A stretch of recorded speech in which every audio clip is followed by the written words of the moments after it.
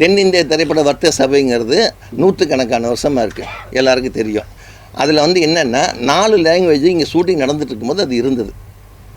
சேம்பருங்கிறது இங்கே வந்து தமிழ், தெலுங்கு, கன்னட, மலையாளம் எல்லாமே இங்கே தான் ஷூட்டிங் நடந்தது. அப்போ எல்லாமே இங்கே இருந்தாங்க, அதனால் ஆரம்பித்தாங்க. 4ஆவது இடத்துல என்ன அது மாறி மாறி தெலுங்குக்குன்னு தனியாக அங்கே போயிட்டாங்க, கன்னடத்துக்குன்னு போயிட்டாங்க, இதுக்கு மலையாளத்துக்குன்னு தனியாக போயிட்டாங்க. அங்கங்கே அமைப்பு உருவாக்கிட்டாங்க, அந்தந்த கவுன்சில் உருவாகிடுச்சு.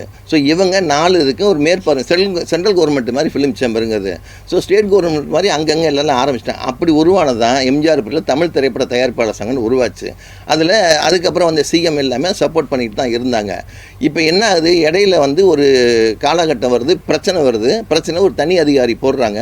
தனி அதிகாரி போட்ட இடத்துல படங்கள் ரிலீஸ் சமயத்தில் எப்பயுமே பஞ்சாயத்து பண்ணி எதாவது பிரச்சனைனா கவுன்சிலில் இருக்கவங்க உட்காந்து பண்ணுவாங்க. அப்போ அந்த தனி அதிகாரி என்ன சொல்கிறாரு, இது ஏன் வேலை இல்லைன்ட்டார். ஸோ அதனால் இதை பேசுகிறதுக்காண்டி தற்காலிகமாக ஒரு நடப்பு தயாரிப்பாளர் சங்கம்னு ஒன்று ஆரம்பிக்கிறாங்க. இது எலெக்ஷன் வர வரைக்கும் அதை வச்சுக்கலாம். அதுக்கப்புறம் புது பாடி வந்தோடனே சேர்ந்துடலான்னு கொண்டு வர்றாங்க.